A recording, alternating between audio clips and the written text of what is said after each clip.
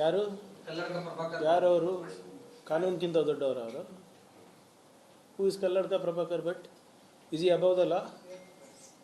ಏನು ಸಂವಿಧಾನಕ್ಕಿಂತ ದೊಡ್ಡವರಾಗ್ಬಿಟ್ರೇನ್ರಿ ಇವರೆಲ್ಲರೂ? ಮಾಡಲಿ ನೋಡೋಣ. ಕೋರ್ಟ್ ಪರ್ಮಿಷನ್ ಕೊಟ್ಟರೆ ಮಾಡಲಿ, ಬೇಡ ಅಂತ ಇಲ್ಲ. ವಿತೌಟ್ ಪರ್ಮಿಷನ್ ಮಾಡೋಕ್ಕೆ ಹೋದರೆ ನಾವೇನು ಸರ್ಕಾರದವ್ರೇನು ಕತೆ ಕಾಯ್ಕೊಂಡಿದ್ದೀವ? ಇವೆಲ್ಲ ಇಂಥ ಪ್ರಚೋದನೆಕಾರಿ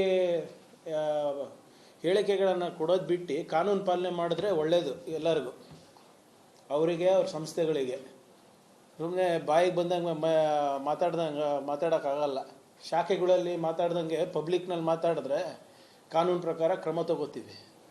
ಕಲ್ಲಡ್ಕ ಪ್ರಭಾಕರ್ ಇರ್ಬೋದು, ಅವ್ರ ಅಪ್ಪ ಇರ್ಬೋದು.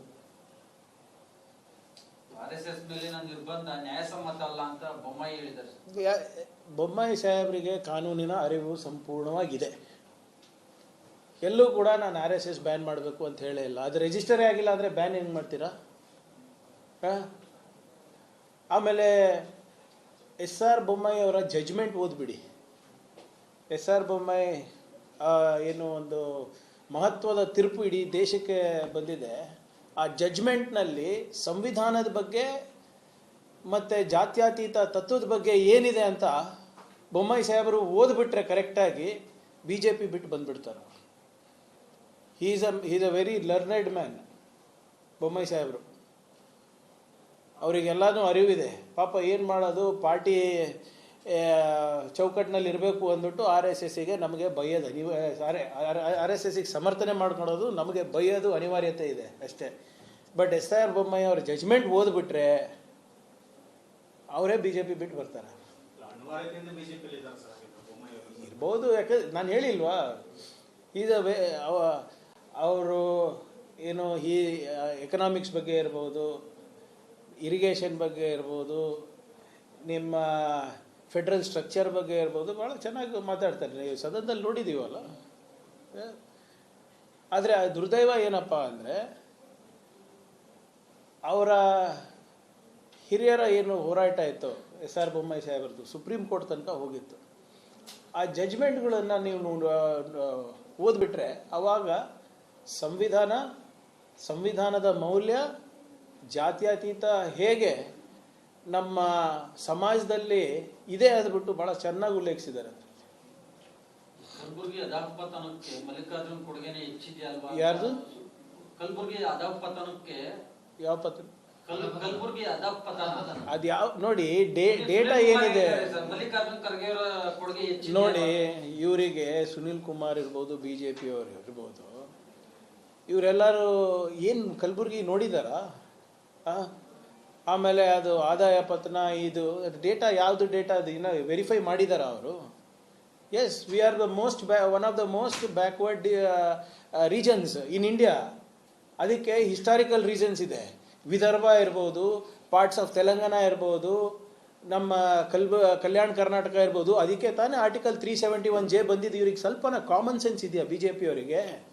Y we have got article 371J? ಯಾಕೆ ನಮಗೆ ಉದ್ಯೋಗದಲ್ಲಿ ಮೀಸಲಾತಿ ಸಿಗ್ತಾ ಇದೆ, ಯಾಕೆ ಶಿಕ್ಷಣದಲ್ಲಿ ಮೀಸಲಾತಿ ಸಿಗ್ತಾ ಇದೆ, ಹೆಚ್ಚು ಅನುದಾನ ಸಿಗ್ತಾ ಇದೆ ಅಂದರೆ, ಬಿಕಾಸ್ ನಮ್ಮ ಎಂಟೈರ್ ಎಕನಾಮಿಕ್ ಡೆವಲಪ್ಮೆಂಟ್ ಏನಿದೆ, ಹಿಸ್ಟಾರಿಕಲ್ ಬ್ಯಾಕ್ವರ್ಡ್ನೆಸ್ ಏನಿದೆ, ಅದನ್ನು ಗಮನಿಸ್ಬಿಟ್ಟು ಸಂವಿಧಾನದಲ್ಲಿ ತಿದ್ದುಪಡಿ ತಂದು ಬಂದಿರೋದು. ಏನಾದರೂ ಇವರಿಗೆ ಸ್ವಲ್ಪನ ಕಾಮನ್ ಸೆನ್ಸ್ ಇದೆಯಾ ಮಾತಾಡಬೇಕಾದ್ರೆ ಇವರಿಗೆ? ಆರ್ಟಿಕಲ್ 371J ನಾವು ಕಲ್ಯಾಣ ಕರ್ನಾಟಕಕ್ಕೆ ಕೊಟ್ಬಿಟ್ರೆ ಸಿವಿಲ್ ವಾರ್ ಆಗಿಬಿಡುತ್ತೆ. ಬೆಂಗಾಲ್ದವರು ಕೇಳ್ತಾ ಇದ್ದಾರೆ, ಮಹಾರಾಷ್ಟ್ರದವ್ರು ಹೆಚ್ಚು ಕೇಳ್ತಾ ಇದ್ದಾರೆ, ಬೇರೆ ಬೇರೆ ಎಲ್ಲಿ ಪ್ರಾದೇಶಿಕ ಅಸಮಾನತೆ ಇದೆ ಅವರೆಲ್ಲರೂ ಕೇಳ್ತಾ ಇದ್ದಾರೆ. ಇದು ಕೊಟ್ಬಿಟ್ರೆ ಇದು ಸರಿಯಲ್ಲ ಅಂದ್ಬಿಟ್ಟು ತಿರಸ್ಕಾರ ಮಾಡಿ ಕಳಿಸಿದ್ರು SM ಕೃಷ್ಣ ಸಾಹೇಬರು ಚೀಫ್ ಮಿನಿಸ್ಟರ್ ಇದ್ದಾಗ. ಅದೇ 371J ಖರ್ಗೆ ಸಾಹೇಬರು, ಧರಮ್ ಸಿಂಗ್ ಸಾಹೇಬ್ರ ಒಂದು ಹೋರಾಟದಿಂದ ಪಾರ್ಲಿಮೆಂಟಲ್ಲಿ ಪಾಸ್ ಆಗಿರೋದು. ಇವ್ರಿಗೇನಾದರೂ ಸ್ವಲ್ಪ ಅದ್ರ ಬಗ್ಗೆ ಇತಿಹಾಸ ಗೊತ್ತಿದೆಯಾ?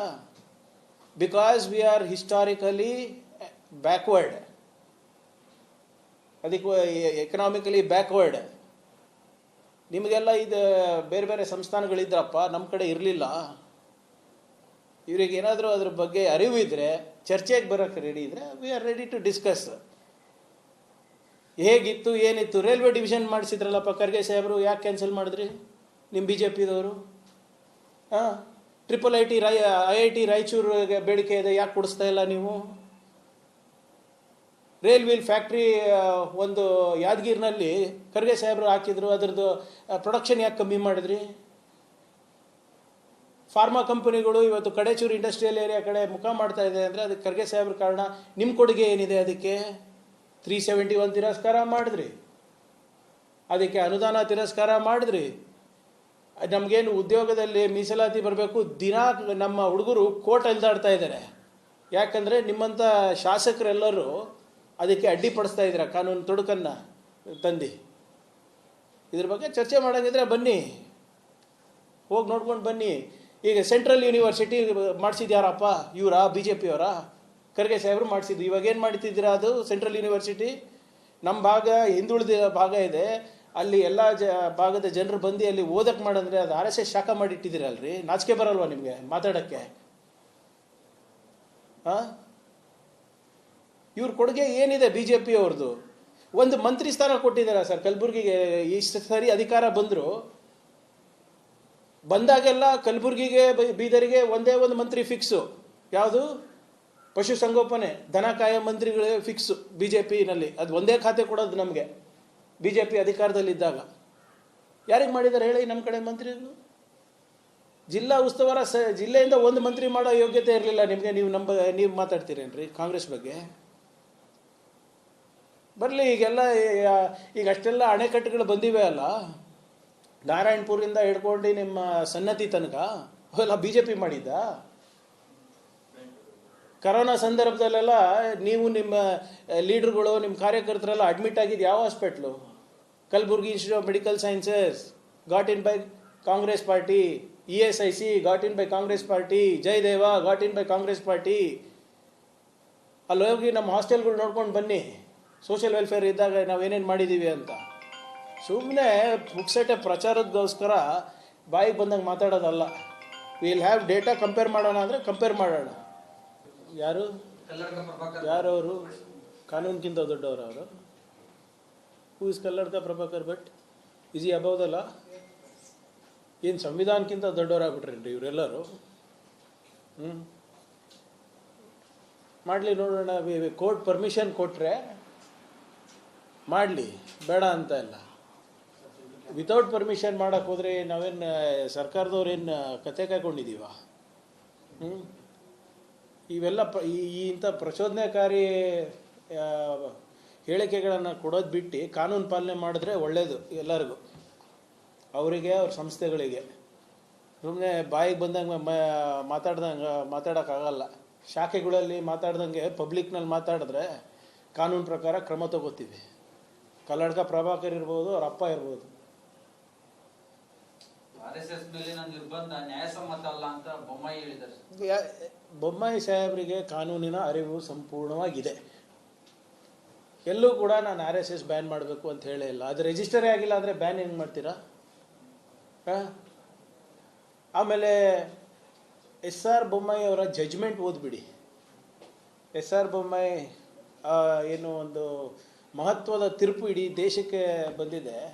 ಆ ಜಜ್ಮೆಂಟ್ನಲ್ಲಿ ಸಂವಿಧಾನದ ಬಗ್ಗೆ ಮತ್ತು ಜಾತ್ಯತೀತ ತತ್ವದ ಬಗ್ಗೆ ಏನಿದೆ ಅಂತ ಬೊಮ್ಮಾಯಿ ಸಾಹೇಬರು ಓದ್ಬಿಟ್ರೆ ಕರೆಕ್ಟಾಗಿ BJP ಬಿಟ್ಟು ಬಂದುಬಿಡ್ತಾರೆ. Is a very learned man Bommai ಸಾಹೇಬರು. ಅವರಿಗೆಲ್ಲನೂ ಅರಿವಿದೆ. ಪಾಪ ಏನು ಮಾಡೋದು, ಪಾರ್ಟಿ ಚೌಕಟ್ಟಿನಲ್ಲಿ ಇರಬೇಕು ಅಂದ್ಬಿಟ್ಟು RSSಗೆ ನಮಗೆ ಬೈಯೋದು RSSಗೆ ಸಮರ್ಥನೆ ಮಾಡ್ಕೊಳೋದು ನಮಗೆ ಬೈಯೋದು ಅನಿವಾರ್ಯತೆ ಇದೆ ಅಷ್ಟೇ. ಬಟ್ SR ಬೊಮ್ಮಾಯಿ ಅವ್ರ ಜಜ್ಮೆಂಟ್ ಓದ್ಬಿಟ್ರೆ ಅವರೇ BJP ಬಿಟ್ಟು ಬರ್ತಾರೆ. ಇರ್ಬೋದು, ಯಾಕಂದ್ರೆ ನಾನು ಹೇಳಿಲ್ವಾ, ಅವರು ಏನು ಈ ಎಕನಾಮಿಕ್ಸ್ ಬಗ್ಗೆ ಇರ್ಬೋದು, ಇರಿಗೇಷನ್ ಬಗ್ಗೆ ಇರ್ಬೋದು, ನಿಮ್ಮ ಫೆಡ್ರಲ್ ಸ್ಟ್ರಕ್ಚರ್ ಬಗ್ಗೆ ಇರ್ಬೋದು, ಭಾಳ ಚೆನ್ನಾಗಿ ಮಾತಾಡ್ತಾರೆ. ನೀವು ಸದನದಲ್ಲಿ ನೋಡಿದ್ದೀವಲ್ಲ. ಆದರೆ ದುರ್ದೈವ ಏನಪ್ಪ ಅಂದರೆ, ಅವರ ಹಿರಿಯರ ಏನು ಹೋರಾಟ ಇತ್ತು SR ಬೊಮ್ಮಾಯಿ ಸಾಹೇಬರದು, ಸುಪ್ರೀಂ ಕೋರ್ಟ್ ತನಕ ಹೋಗಿತ್ತು. ಆ ಜಜ್ಮೆಂಟ್ಗಳನ್ನು ನೀವು ಓದ್ಬಿಟ್ರೆ ಅವಾಗ ಸಂವಿಧಾನದ ಮೌಲ್ಯ ಜಾತ್ಯತೀತ ಹೇಗೆ ನಮ್ಮ ಸಮಾಜದಲ್ಲಿ ಇದೆ ಅದ್ಬಿಟ್ಟು ಬಹಳ ಚೆನ್ನಾಗಿ ಉಲ್ಲೇಖಿಸಿದ್ದಾರೆ. ಕಲಬುರ್ಗಿ ಅಧಃಪತನಕ್ಕೆ ಮಲ್ಲಿಕಾರ್ಜುನ್ ಕೊಡುಗೆನೇ ಹೆಚ್ಚಿದೆ ಅಲ್ವಾ? ಯಾರ್ದು? ಕಲಬುರ್ಗಿ ಅಧಃಪತನಕ್ಕೆ ಯಾವ ಪತ್ರ? ಕಲಬುರ್ಗಿ ಅಧಃಪತನ ಅದು ಯಾವ ನೋಡಿ, ಡೇಟಾ ಏನಿದೆ ಮಲ್ಲಿಕಾರ್ಜುನ್ ಖರ್ಗೆ ಅವರ ಕೊಡುಗೆ ಹೆಚ್ಚಿದೆ ನೋಡಿ. ಇವರಿಗೆ ಸುನಿಲ್ ಕುಮಾರ್ ಇರ್ಬೋದು, ಬಿಜೆಪಿ ಅವರು ಇರ್ಬೋದು, ಇವರೆಲ್ಲರೂ ಏನು ಕಲಬುರ್ಗಿ ನೋಡಿದಾರಾ? ಆಮೇಲೆ ಅದು ಆದಾಯ ಪತನ, ಇದು ಡೇಟಾ ಯಾವುದು ಡೇಟಾ ಅದು ಇನ್ನು ವೆರಿಫೈ ಮಾಡಿದಾರ ಅವರು? Yes, we are the one of the most backward regions in India. ಅದಕ್ಕೆ ಹಿಸ್ಟಾರಿಕಲ್ ರೀಸನ್ಸ್ ಇದೆ. ವಿದರ್ಭ ಇರ್ಬೋದು, ಪಾರ್ಟ್ಸ್ ಆಫ್ ತೆಲಂಗಾಣ ಇರ್ಬೋದು, ನಮ್ಮ ಕಲ್ಯಾಣ ಕರ್ನಾಟಕ ಇರ್ಬೋದು. ಅದಕ್ಕೆ ತಾನೇ ಆರ್ಟಿಕಲ್ 371J ಬಂದಿದ್ದು. ಇವ್ರಿಗೆ ಸ್ವಲ್ಪನ ಕಾಮನ್ ಸೆನ್ಸ್ ಇದೆಯಾ ಬಿ ಜೆ ಪಿಯವರಿಗೆ? Why we have got article 371J? ಯಾಕೆ ನಮಗೆ ಉದ್ಯೋಗದಲ್ಲಿ ಮೀಸಲಾತಿ ಸಿಗ್ತಾ ಇದೆ, ಯಾಕೆ ಶಿಕ್ಷಣದಲ್ಲಿ ಮೀಸಲಾತಿ ಸಿಗ್ತಾ ಇದೆ, ಹೆಚ್ಚು ಅನುದಾನ ಸಿಗ್ತಾ ಇದೆ ಅಂದರೆ, ಬಿಕಾಸ್ ನಮ್ಮ ಎಂಟೈರ್ ಎಕನಾಮಿಕ್ ಡೆವಲಪ್ಮೆಂಟ್ ಏನಿದೆ, ಹಿಸ್ಟಾರಿಕಲ್ ಬ್ಯಾಕ್ವರ್ಡ್ನೆಸ್ ಏನಿದೆ, ಅದನ್ನು ಗಮನಿಸ್ಬಿಟ್ಟು ಸಂವಿಧಾನದಲ್ಲಿ ತಿದ್ದುಪಡಿ ತಂದು ಬಂದಿರೋದು. ಏನಾದರೂ ಇವರಿಗೆ ಸ್ವಲ್ಪನ ಕಾಮನ್ ಸೆನ್ಸ್ ಇದೆಯಾ ಮಾತಾಡಬೇಕಾದ್ರೆ ಇವರಿಗೆ? ಆರ್ಟಿಕಲ್ 371J ನಾವು ಕಲ್ಯಾಣ ಕರ್ನಾಟಕಕ್ಕೆ ಕೊಟ್ಬಿಟ್ರೆ ಸಿವಿಲ್ ವಾರ್ ಆಗಿಬಿಡುತ್ತೆ. ಬೆಂಗಾಲ್ದವರು ಕೇಳ್ತಾ ಇದ್ದಾರೆ, ಮಹಾರಾಷ್ಟ್ರದವ್ರು ಹೆಚ್ಚು ಕೇಳ್ತಾ ಇದ್ದಾರೆ, ಬೇರೆ ಬೇರೆ ಎಲ್ಲಿ ಪ್ರಾದೇಶಿಕ ಅಸಮಾನತೆ ಇದೆ ಅವರೆಲ್ಲರೂ ಕೇಳ್ತಾ ಇದ್ದಾರೆ. ಇದು ಕೊಟ್ಬಿಟ್ರೆ ಇದು ಸರಿಯಲ್ಲ ಅಂದ್ಬಿಟ್ಟು ತಿರಸ್ಕಾರ ಮಾಡಿ ಕಳಿಸಿದ್ರು SM ಕೃಷ್ಣ ಸಾಹೇಬರು ಚೀಫ್ ಮಿನಿಸ್ಟರ್ ಇದ್ದಾಗ.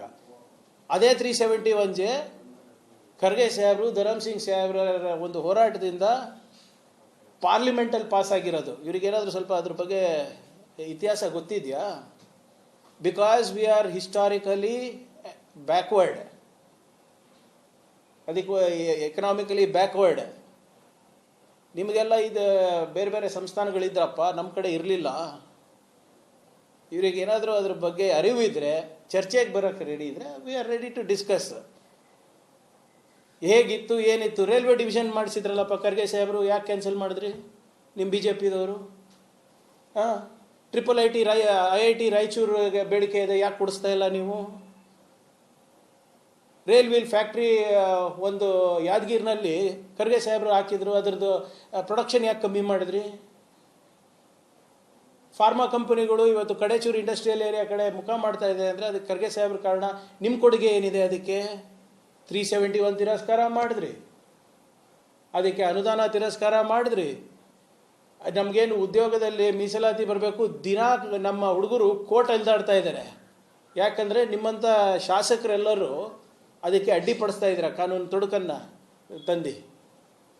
ಇದ್ರ ಬಗ್ಗೆ ಚರ್ಚೆ ಮಾಡೋಂಗಿದ್ರೆ ಬನ್ನಿ, ಹೋಗಿ ನೋಡ್ಕೊಂಡು ಬನ್ನಿ. ಈಗ ಸೆಂಟ್ರಲ್ ಯೂನಿವರ್ಸಿಟಿ ಮಾಡಿಸಿದ್ಯಾರಪ್ಪ? ಇವರಾ? BJP ಅವರಾ? ಖರ್ಗೆ ಸಾಹೇಬರು ಮಾಡಿಸಿದ್ದು. ಇವಾಗ ಏನು ಮಾಡ್ತಿದ್ದೀರಾ? ಅದು ಸೆಂಟ್ರಲ್ ಯೂನಿವರ್ಸಿಟಿ ನಮ್ಮ ಭಾಗ ಹಿಂದುಳಿದ ಭಾಗ ಇದೆ, ಅಲ್ಲಿ ಎಲ್ಲ ಭಾಗದ ಜನರು ಬಂದು ಅಲ್ಲಿ ಓದಕ್ಕೆ ಮಾಡಂದ್ರೆ ಅದು RSS ಶಾಖ ಮಾಡಿಟ್ಟಿದ್ದೀರಲ್ರಿ. ನಾಚಿಕೆ ಬರಲ್ವಾ ನಿಮಗೆ ಮಾತಾಡೋಕ್ಕೆ? ಇವ್ರ ಕೊಡುಗೆ ಏನಿದೆ BJP ಅವ್ರದ್ದು? ಒಂದು ಮಂತ್ರಿ ಸ್ಥಾನ ಕೊಟ್ಟಿದ್ದಾರೆ ಸರ್ ಕಲಬುರ್ಗಿಗೆ. ಇಷ್ಟು ಸರಿ ಅಧಿಕಾರ ಬಂದಾಗೆಲ್ಲ ಕಲಬುರ್ಗಿಗೆ ಬೀದರಿಗೆ ಒಂದೇ ಒಂದು ಮಂತ್ರಿ ಫಿಕ್ಸು. ಯಾವುದು? ಪಶುಸಂಗೋಪನೆ, ದನ ಕಾಯ ಮಂತ್ರಿಗಳೇ ಫಿಕ್ಸು BJPನಲ್ಲಿ. ಅದು ಒಂದೇ ಖಾತೆ ಕೊಡೋದು ನಮಗೆ BJP ಅಧಿಕಾರದಲ್ಲಿದ್ದಾಗ. ಯಾರಿಗೆ ಮಾಡಿದ್ದಾರೆ ಹೇಳಿ ನಮ್ಮ ಕಡೆ ಮಂತ್ರಿಗಳು? ಜಿಲ್ಲಾ ಉಸ್ತುವಾರ ಜಿಲ್ಲೆಯಿಂದ ಒಂದು ಮಂತ್ರಿ ಮಾಡೋ ಯೋಗ್ಯತೆ ಇರಲಿಲ್ಲ ನಿಮಗೆ. ನೀವು ಮಾತಾಡ್ತೀರೇನ್ರಿ ಕಾಂಗ್ರೆಸ್ ಬಗ್ಗೆ? ಬರಲಿ, ಈಗ ಅಷ್ಟೆಲ್ಲ ಅಣೆಕಟ್ಟುಗಳು ಬಂದಿವೆ ಅಲ್ಲ, ನಾರಾಯಣಪುರದಿಂದ ಹಿಡ್ಕೊಂಡು ನಿಮ್ಮ ಸನ್ನತಿ ತನಕ ಅವೆಲ್ಲ BJP ಮಾಡಿದ್ದ.